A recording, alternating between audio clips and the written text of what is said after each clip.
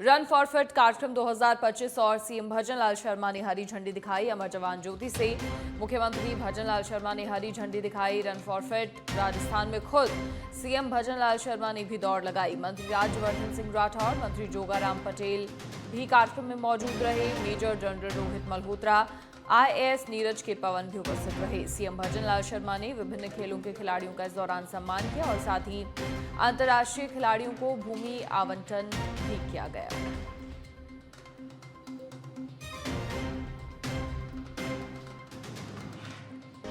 मंत्री भजनलाल शर्मा ने हरी झंडी दिखाकर शुभारंभ किया run for fit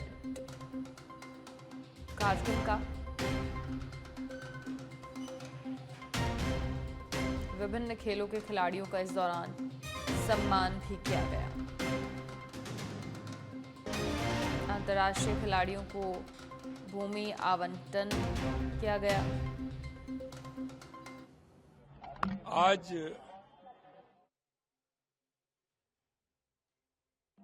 run for fit Rajasthan की जो दौड़ है, इसमें युवाओं को हम संदेश देना चाह रहे हैं कि हमारा राजस्थान का युवा बहुत ही मेहनती है, बहुत ही मजबूत है, कर्मठ है, परिश्रमी है।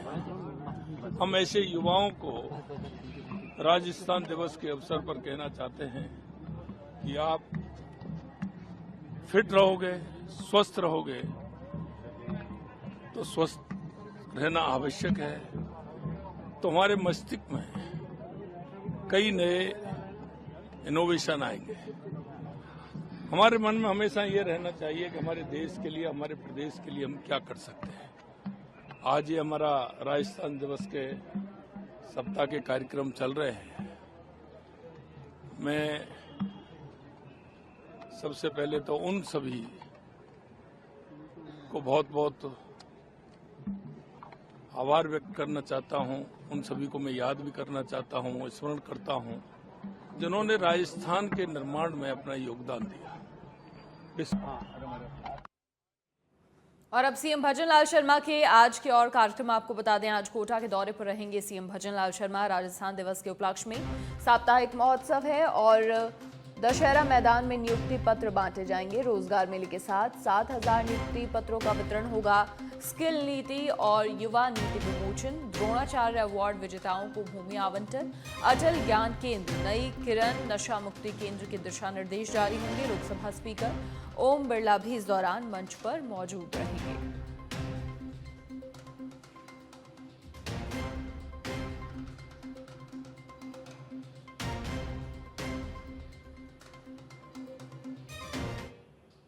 राज्यपाल हरिभाऊ बागड़े का पाली दौरा। दोपहर 2:30 बजे कन्या महाविद्यालय हेलीपैड पर पहुंचने का कार्यक्रम है। सर्किट हाउस पाली में कुछ समय विश्राम करेंगे। दोपहर 3:30 का वक्त होगा। कलेक्ट्रेट सभागार में अधिकारियों से चर्चा करेंगे और शाम 4:30 का वक्त होगा जब सड़क मार्ग से जूनी धाम खेतलाजी के लिए रवाना होंगे। सोनाना खेतलाजी दर्शन के बाद 7:30 पर रणकपुर लालबाग होटल जाने का कार्यक्रम है। रात्रि विश्राम के बाद 30 मार्च को सड़क मार्ग से राज्यपाल उदयपुर जाएंगे।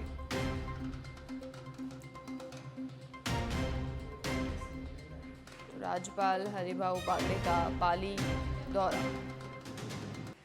और इसी बीच एक और बड़ी खबर का रुख करेंगे। हरियाणा के सीएम नायब सिंह सैनी का आज चौमू दौरा। होली मिलन समारोह में आने का कार्यक्रम है। आज दोपहर करीब 1:30 बजे का वक्त होगा। मुख्यमंत्री हेलीकॉप्टर से पहुंचेंगे हाड़ौता हेलीपैड। कैबिनेट मंत्री अविनाश गहलोत हेलीपैड पर अगवानी करेंगे। कार्यक्रम में सैनी समाज के मंत्री, पूर्व मंत्री, विधायक, पूर्व विधायक सहित अन्य प्रशासनिक अधिकारी और कर्मचारी मौजूद रहेंगे। साथ ही जनप्रतिनिधि मौजूद रहेंगे। कार्यक्रम आयोजक मुकेश सैनी ने होली मिलन समारोह की तैयारियों को अंतिम रूप दिया है।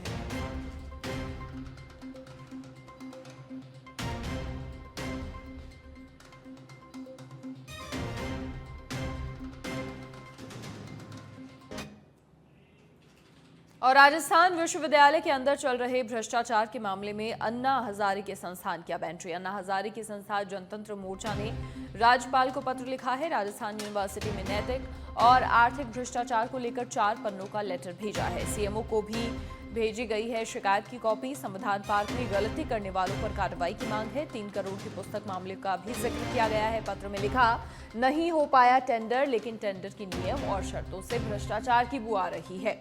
16 जुलाई 2024 को विश्वविद्यालय की वित्तीय समिति की बैठक का जिक्र किया। पत्र में लिखा, टेबल एजेंडा संख्या 1 में contractual man power and contracts को 10 लाख से बढ़ाकर 2 करोड़ 50 लाख रुपए कर दिया गया। सवाल खड़े करते हुए लिखा, लगभग 2500% की वृद्धि टेबल एजेंडा में क्यों रखी गई है? सिंडिकेट की मीटिंग में भी इसे टेबल एजेंडा के रूप में रखा गया, जबकि इतनी बड़ी वृद्धि पर गहन मंथन होना चाहिए था। इस पूरी प्रक्रिया की गहन जांच पड़ताल की मांग की है। साथ ही MPAT 2021 और 2022 की भर्ती मामले का भी जिक्र किया है। पत्र में 2018 में नियुक्ति को लेकर वर्मा कमेटी का हवाला दिया। 13 शिक्षकों की नियुक्ति में योग्यता और दस्तावेज में त्रुटि पाई गई और इन शिक्षकों पर कार्रवाई क्यों नहीं की गई, ये सवाल पूछा। साथ ही लिखा, हमने सुना है कि वर्तमान कुलपति ने इन्हें स्थायी करने के लिए कमेटी गठित की है। ये भ्रष्टाचार का घोर कृत्य है, इसे गंभीरता से जांचा जाना चाहिए।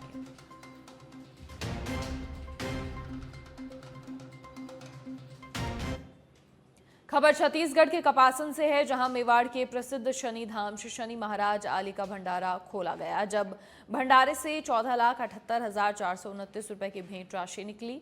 तीर्थ स्थल प्रबंध कार्यकारिणी कमेटी के सचिव कालू सिंह ने बताया कि श्री शनि देव की विशेष आरती करने के बाद भंडार खोला गया। कमेटी के अध्यक्ष नरेंद्र पाल सिंह सहित कमेटी के सदस्यों की मौजूदगी में खोले गए, जिनमें मुख्य मंदिर, नवग्रह मंदिर, तेलकुंड के भंडार खोलकर भेंट राशि निकाली गई है और मंदिर परिसर में ही बैठकर राशि की गिनती की गई, जिसमें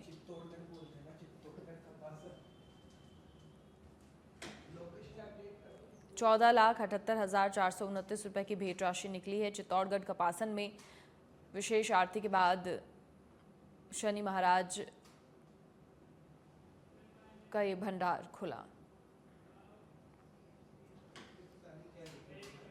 और बड़ी खबर का रुख करेंगे, म्यांमार और थाईलैंड में भूकंप से भारी तबाही। म्यांमार, थाईलैंड में भूकंप से 190 लोगों की मौत। म्यांमार में 180 लोगों की मौत हुई है, 700 से ज्यादा घायल। थाईलैंड में 10 लोगों की मौत, 100 से ज्यादा घायल। रिक्टर स्केल पर भूकंप की तीव्रता 7.7 थी। भूकंप के बाद राहत और बचाव कार्य जारी।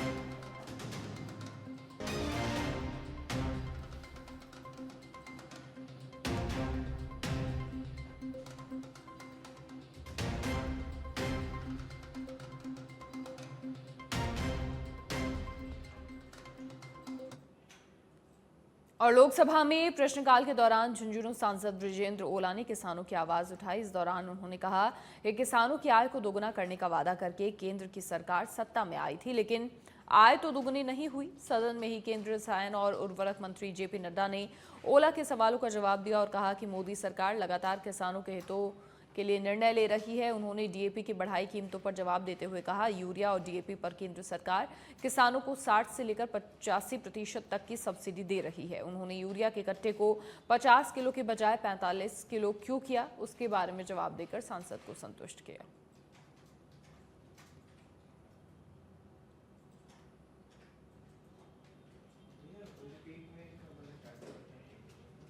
और झुंझुनू के बीच पिलानी में 72 घंटे का नॉन स्टॉप टेक फेस्टिवल अपौजी के 43वें संस्करण का समारोह पूर्वक शुभारंभ हुआ। अपौजी की ओपनिंग सेरेमनी के मुख्य अतिथि भारत के पूर्व मुख्य न्यायाधीश रंजन गोगोई थे, जिनका बीच VC प्रोफेसर राम गोपाल राव समेत अन्य पदाधिकारियों ने स्वागत किया। और इस मौके पर रंजन गोगोई ने अपने संबोधन में चिंता व्यक्त करते हुए कहा कि विज्ञान और तकनीक के बल पर हम सैटेलाइट में संचार स्थापित करने में सक्षम हो गए हैं। कार्यक्रम के बाद पत्रकारों से बातचीत करते हुए गोगोई ने कहा कि विद्यार्थी हमारे राष्ट्र का भविष्य हैं, साथ ही वो हमें प्रेरणा देते हैं। हमारी पीढ़ी कहाँ गलत कर रही है वो भी बताने वाले बच्चे ही होते हैं और इसीलिए बच्चों को सुनना चाहिए, उनसे प्रेरणा लेनी चाहिए।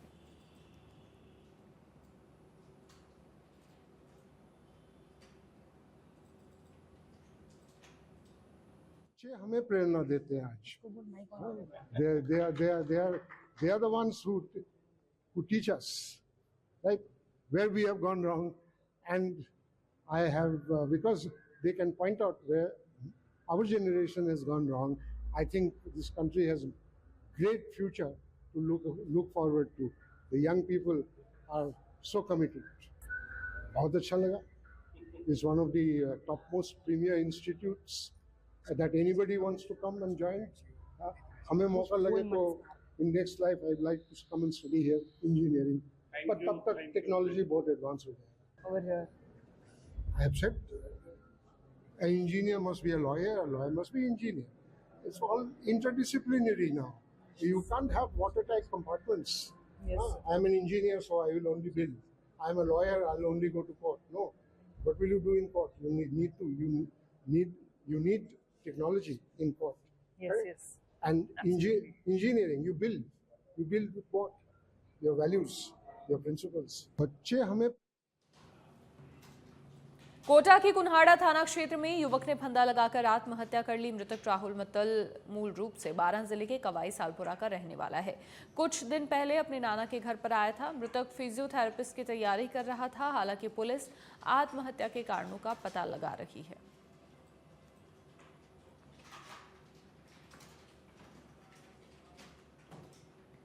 अलवर के राजगढ़ में सरिस्का अभयारण्य क्षेत्र से निकलकर बाघ ST-25 कूंचा होते हुए गोठ बांधेन बीट के जंगल में पहुंच गया।